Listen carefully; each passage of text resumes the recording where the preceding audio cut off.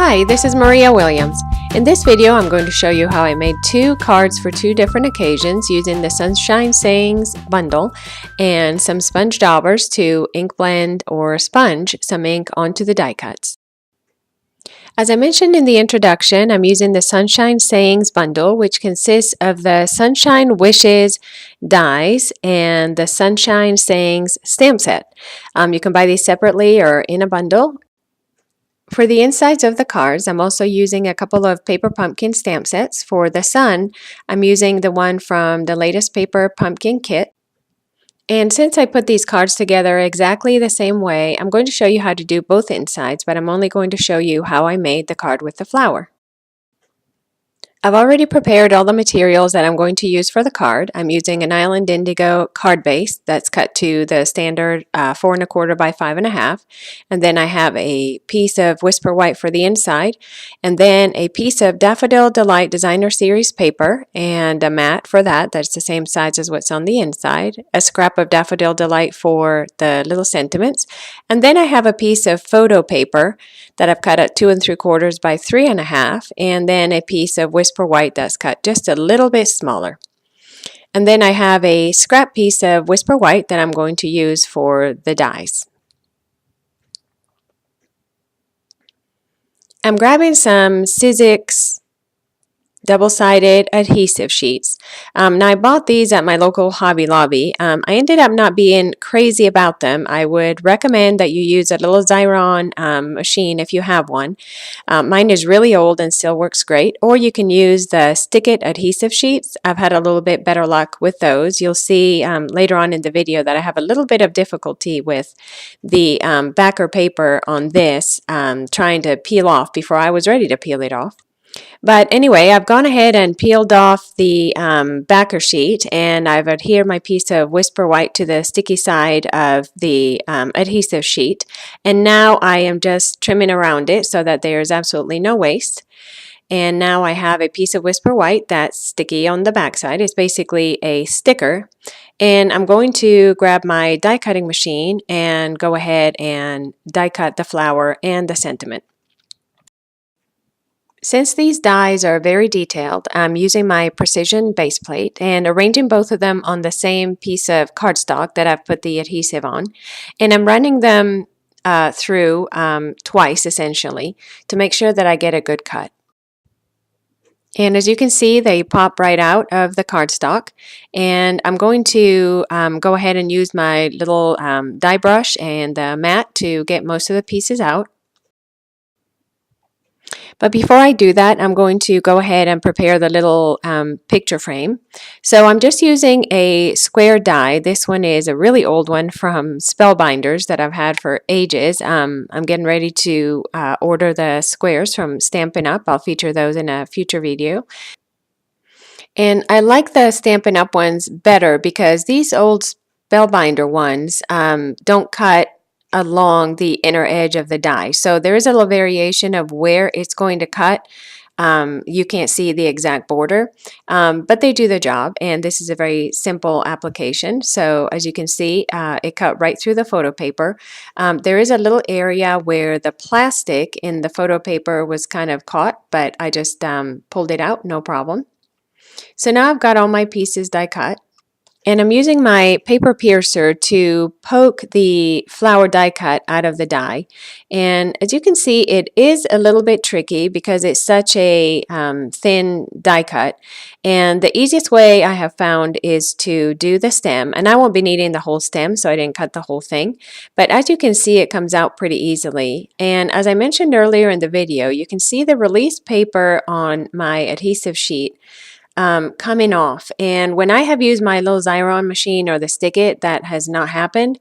So I definitely recommend trying those. I was able to just realign it and put it back on, so I didn't have a major problem. I just think the other ones are a little bit better quality.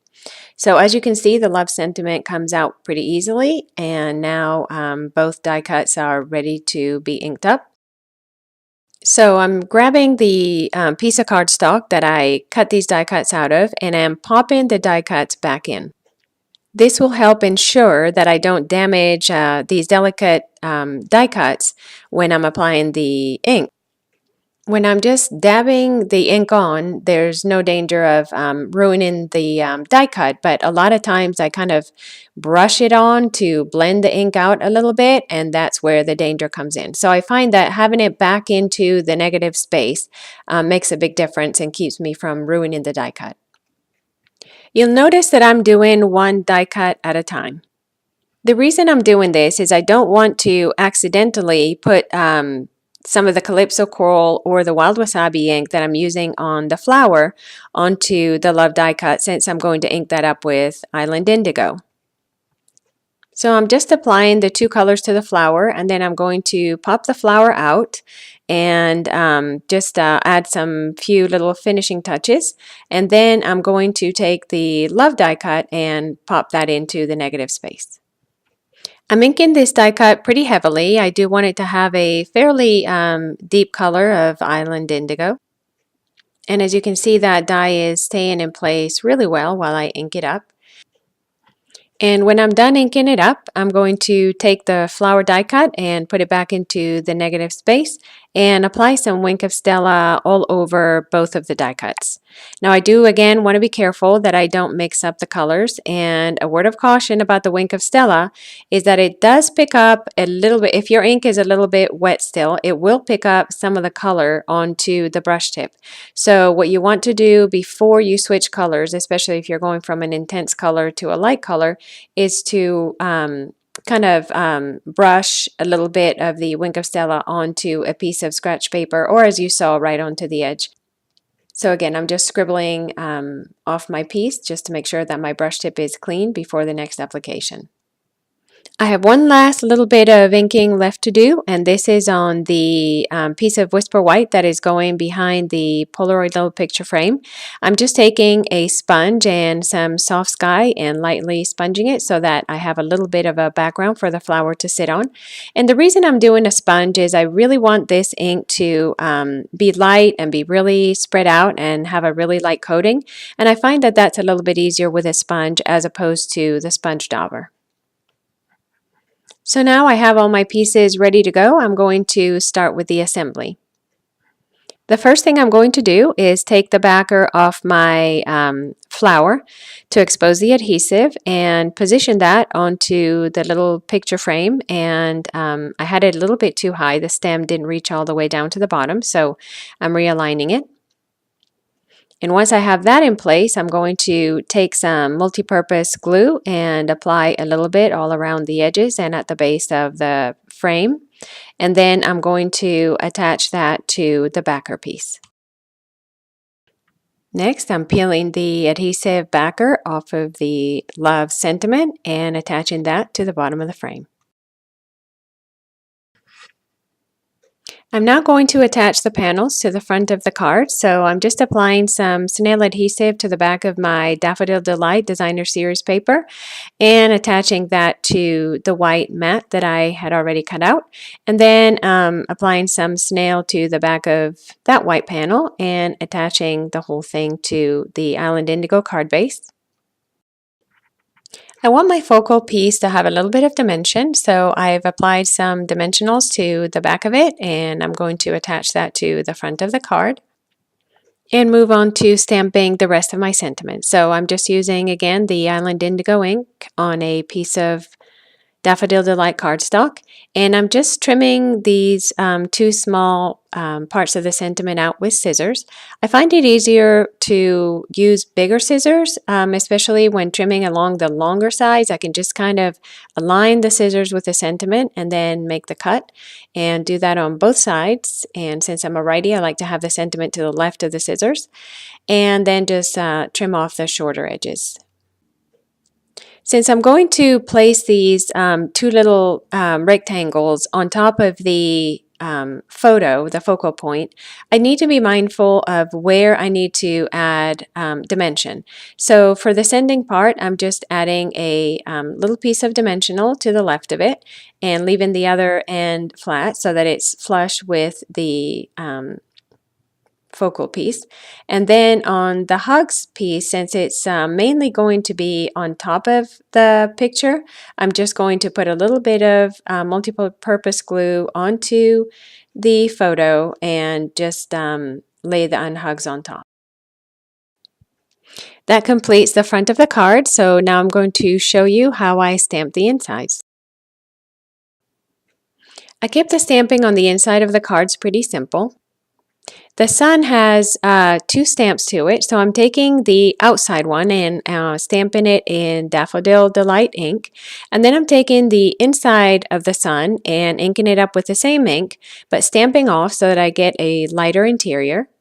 And then I'm just taking this stamp, which is actually from a bonus stamp set that Stampin' Up! Gave to Paper Pumpkin subscribers a couple of months ago, and inking that up with Island Indigo and stamping it just a little bit offset from the sun.